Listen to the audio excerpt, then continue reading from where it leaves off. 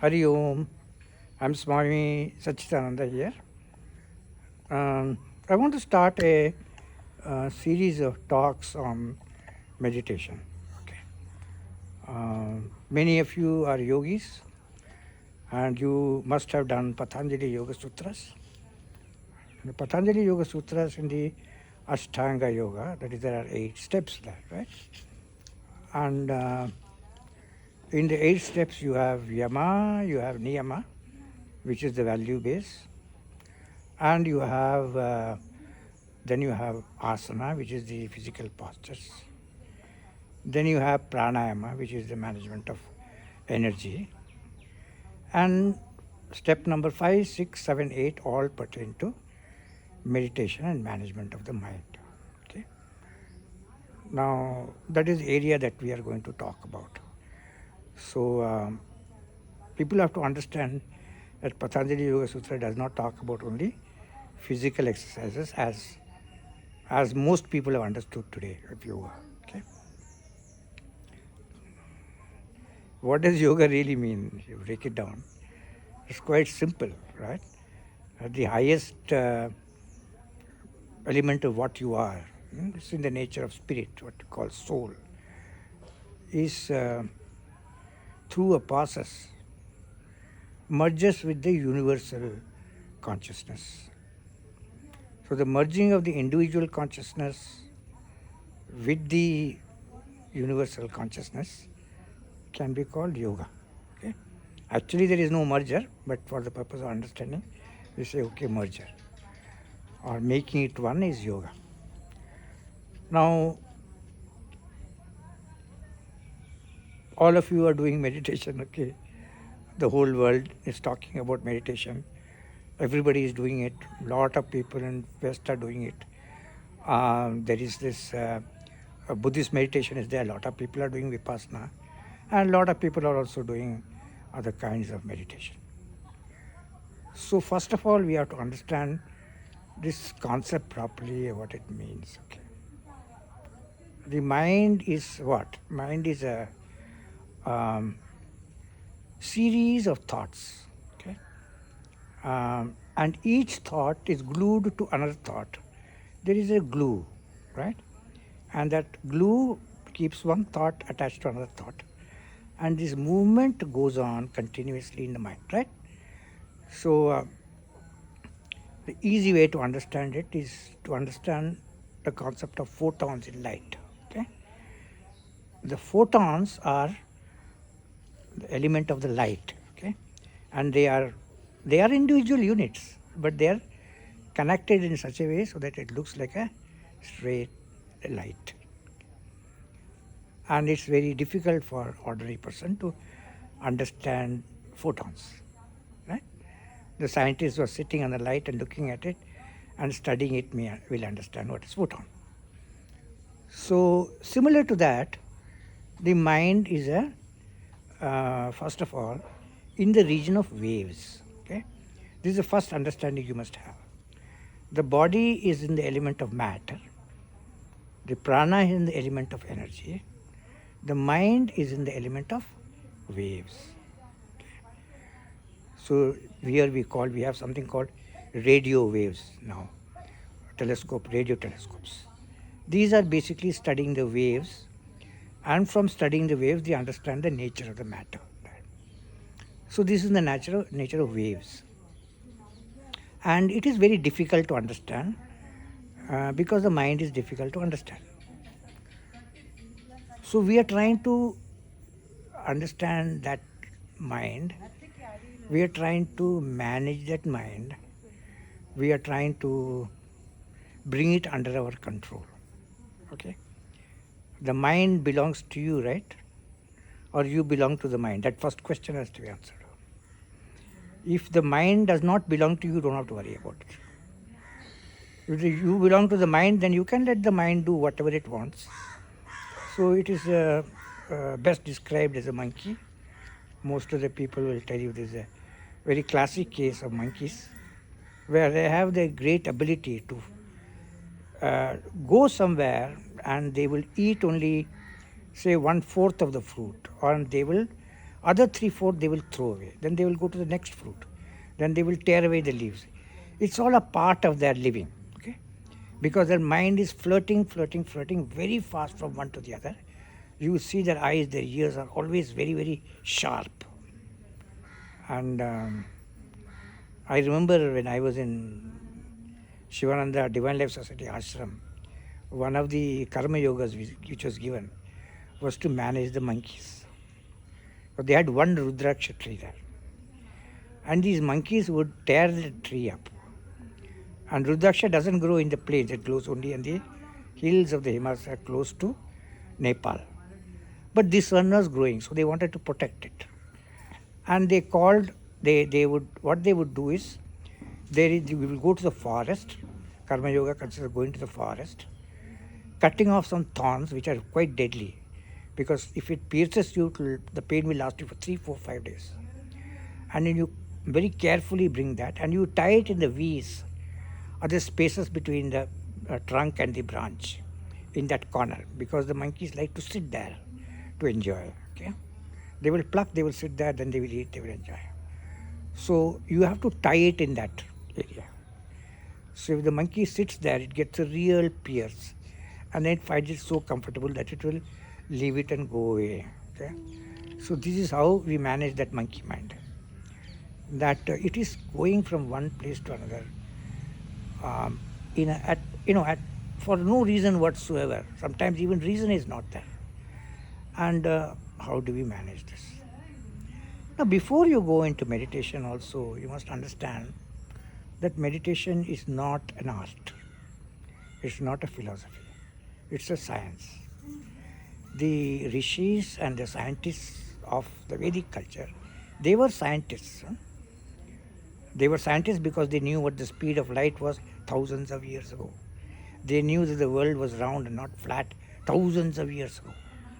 They knew there is a concept of multiverse thousands of years ago. So these are scientific things which science is now reconfirming of what Vedas already know. So these rishis,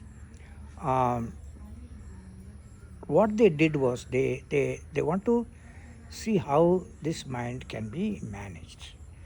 Because if the mind is not managed, you will see that you will be ruined. Many people, they ruin their lives not because they don't have a good body. Mostly people are given normal bodies. Normal bodies are good bodies. And you can do many, many things with it. But there is in the West, the focus on the body is so high that you forget everything else. All right? Even the interpretation of the scripture itself is misled because of the fact that you think of yourself as a body. So anyway, the point is that we are dealing in the region of in the mind, which is a wave. And the scientific knowledge tells us that meditation is a science. Dalai Lama has sent his monks to scientific laboratories to test these monks. Yogananda himself sent some people, I think he was also tested. Vishnudevananda, I think, also was tested. So they went to see what is this thing about, what is this meditation about. And of course they found a lot of difference there. And it's not a regular man's mind, it's something different. And so therefore, we must first of all, before starting this process of meditation, we must understand that we are dealing with pure science. It has been re-established through scientific principles. That is a worthwhile process to be followed. Okay? You and I, we are living in a highly stressed world. If you were to make a judgment and say, is tomorrow going to be less stressful or more stressful, what will your answer be? Your answer will be more stressful than today. Because that is the region in which we are. The economy, the design of the economies, the design of the country, all this is taking us to more and more consumerist area, where they're making into a monkey. Okay, you can best see that during this time before Christmas and Halloween and all that. People act like monkeys. They run to these places to get discounts. They want to sell off these things. People rush there as if that's the end of the world coming tomorrow. Okay? And you and I, we have done that also. We thought we did a great thing. However, this is the design of society. In this design of society, people say that meditation is a waste of time. It's a non-value added action. In the talk in terms of the business words, this is non-business value. Business is not a value added action. He's simply wasting his time. Go and do something, man. Act, do something. Make yourself busy. Make yourself so busy that you don't even know what you're doing. Okay? I was in New York many years ago, coming out from the tube onto the main road. And I normally take a leisurely walk because I know I got an understanding of what the fast walk, what trouble it has caused me. So I was used to a leisurely walk. And you will not believe the number of people who hit me from the back and pushed me because my speed was much less than the speed that they were facing. They were not only walking fast, they were also eating their breakfast. Not only eating breakfast, they were also drinking their coffee, and everything is happening as you are walking. So if you bash against somebody, probably you will get some of the food on you and some of the coke or some of the coffee on you. Okay? So this is a kind of life, and you have to be, first of all, convinced in your mind that this is an activity worth pursuing. If you think it's a non-value added product, then you will not be able to do anything. To me and people like me who have gone into depth of this process, understand that meditation is a transformative thing. It transforms the way you look at life. It transforms you as a human being.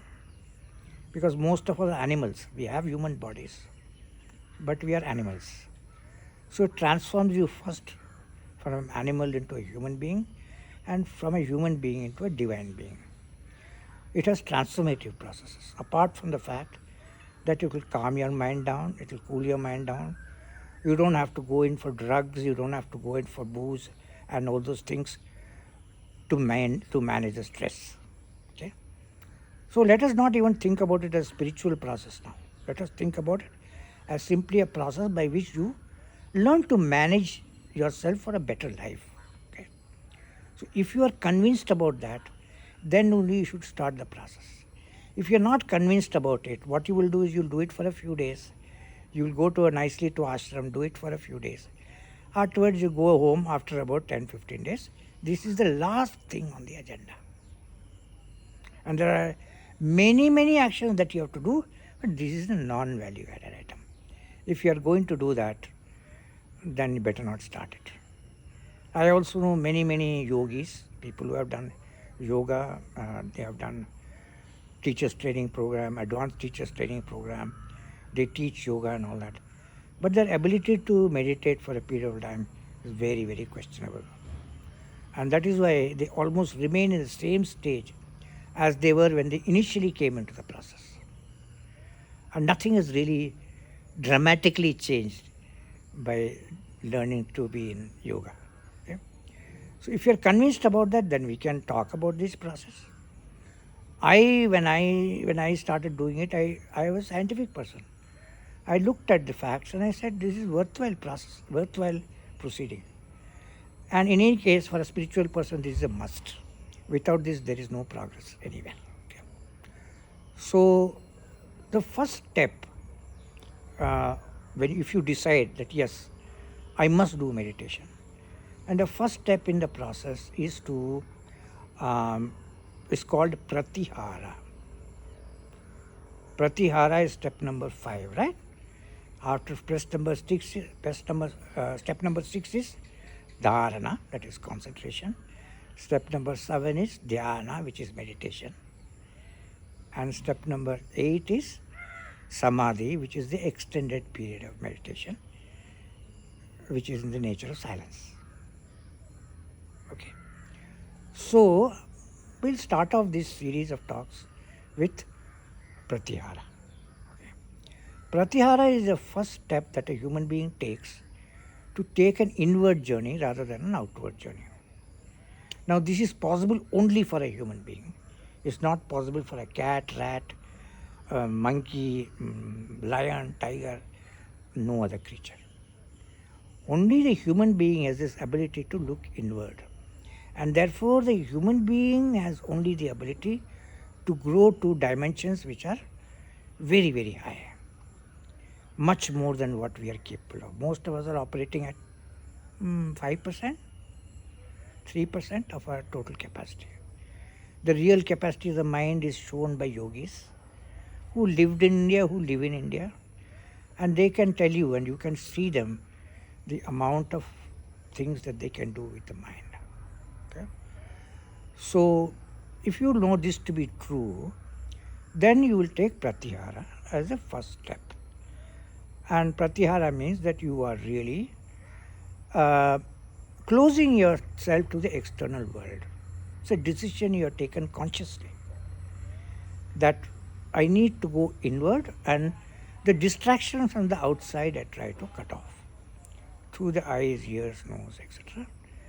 And you start a process of an internal journey or an internal inquiry, whichever way you want to call it. So the first thing you have to do is to know your breath. Why is the breath so important? The breath and the prana, not the oxygen, the prana, which is the energy, is the link between you, the physical body, and you, the mind. This is the relationship. Okay? And therefore, if you want to come in the region of waves, you have to come to the region of the breath. Right? And in that breath, the first thing you have to do is keeping all these things out at a particular time every day. You sit in one place and withdraw yourself. Withdraw yourself.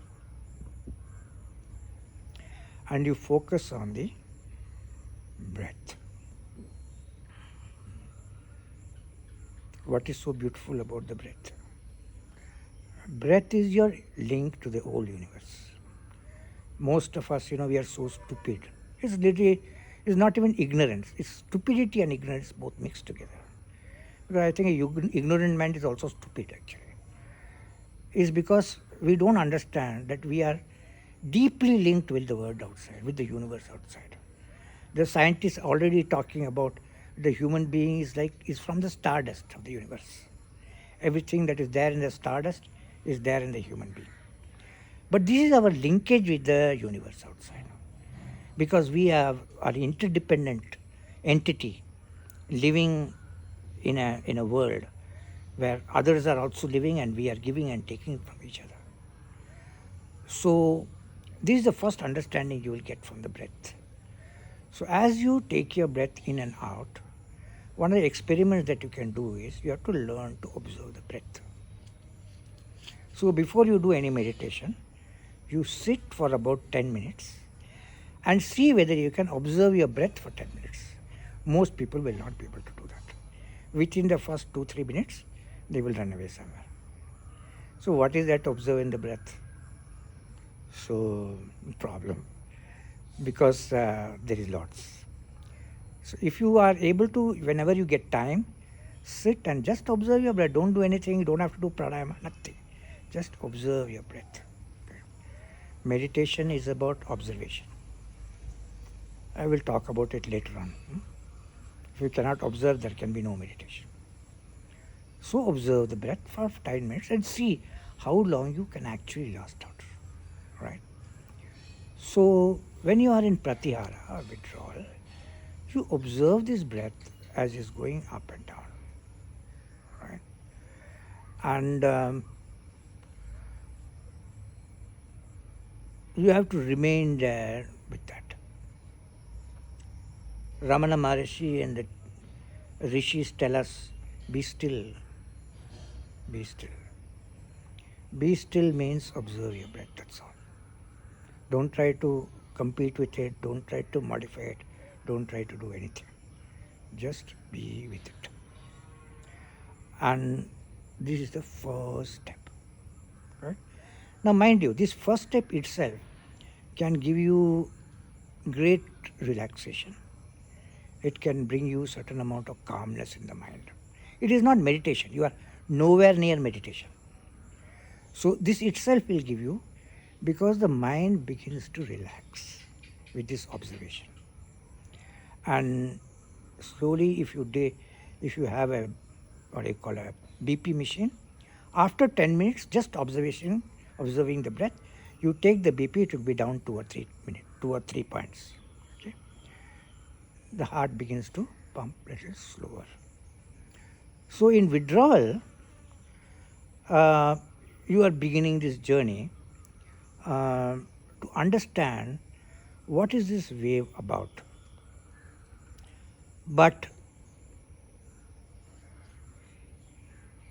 if you were to understand that, and you take the mind of all these things which are there outside, all the things which are inside, and say, observe, it will kill you, because the mind does not like that. Okay? It has to be given something to do. If you strip them everything, like a dog, if you wanted to keep it manageable, we give a bone. No? So this is the bone for the mind. You can strip it of everything. You have to strip it from everything. But you have to give something for it to work on. And this starts with the process of observing the breath. Incidentally, I may say, most of us are bad observers. Outright bad observers. Okay? Not just bad. I don't think we observe. This mind has this beautiful capacity. Its capacity is seeing little, it makes a framework. It has to see only 1/10 of the whole. And it will give you a framework which is in your own mind, not the reality outside. And so it says, I know already. I know already. So, because of the speed of the mind and the framework that it gives you, you think you know. But really, we don't observe. And observation requires a silent mind. Before you go into Pratyahara itself, it's a good time to ask the question that why Patanjali Yoga Sutra talks about yamas and niyamas in the very beginning of this process, even before asana. Yamas and niyamas represent the values of society. These values are not modern. These values are not old. These values are values. Here in our language we call it Sanatana Dharma. These values are the one that make the people run, that holds up society, holds up your home, holds up your relationships and all these things. It is very sad today. You know, I love this movie, 10 Commandments. I had a Catholic education, so I know quite a lot about Old and New Testament. Did a lot of studies on that. There is everything that is there in the 10 Commandments. Ages ago is the Yama and Niyama. So values cannot change from religion to religion. This you have to understand. And values cannot be modern and old. Either they are values or they are not values. Now, the problem why people are having difficulty with meditation is because they don't uphold these values and they say, no, the values can be modified for the modern generation, whatever that modern generation may be. And they say, it's all right, that we will not follow some of that, but we will still meditate. It's not going to happen. It's not going to happen, you take it from me. Because the life that you lead outside, a moral life that you lead outside, has a great role to play in how you meditate, how you can meditate. Okay. So, the value systems that have been given is the same in every religion. Can you tell me any religion in which the values are different from each other? No. What is different is the rituals. What is different is the way in which is interpreted by the priests and the so-called agents of God, self-appointed agents of God. They are not agents of God. They are self-appointed agents of God. And then it creates the barriers using the rituals. But the values are the same. So yamas and niyamas are the blocks of value systems. This is the foundation for a good life. If you can't do it and you try to modify it, you'll have to pay a price for it, that's all. A price will be, what will be the price? Pain, that will be the price. But don't think you can get away by not following a norm, which is a universal norm, and then somehow you will be able to live well. No, it's not going to happen. So if you understand that, and if you are able to have faith in those yamas and niyamas, starting with satyam, ahimsa, and so on and so forth, then we may not be perfect, but we have to grow into it, right? No one is perfect. Nobody can be perfect. Nobody is perfectly truthful. No one is perfectly non-violent. But we move towards that area. The intention to move towards the area should be there, of the values, constantly, day to day, in small things and big things. If this happens, then your pratihara, you will find, is very easier to do. Okay? And as a first step, if you are able to focus on your breath and you sit down quietly, there is one more element I will add, which I will go into in the second talk. We take a mantra. What is a mantra for? Mantra is, as you know, is a vibration, right? The whole of the Vedas consists of mantras. These are vibrations intuited from the universe. It's not created by the human mind. Therefore, no rishi will put his signature. They say, I own it. There's no patent for that. Okay? It belongs to the universe of men or universe of human beings. So this is a very peculiar kind of vibration that has been intuited from the universe. It's already there. And that mantra vibration is used to counter the waves of the mind. The waves of the mind can be countered only by the another set of waves. It cannot be done by a material thing. So that is why the mantras are used. So that the mind so that you have something to hold on to. All right? And this is, of course, all technology also. It's a technology and science of the Vedic religion. And it works. It has worked. Many people around the world know that it works. But still there is a lot of doubt, because there are people who go mantra hunting. Swamiji, can I meet you? Yeah, come. Swamiji, I've been meditating for a long time. I want to change my mantra. How many mantras have you got? I got 3 mantras. Very good. Then what do you want from me? Can you give me one mantra, Swamiji, so that I get a breakthrough? Nah. These mantra hunting nomads,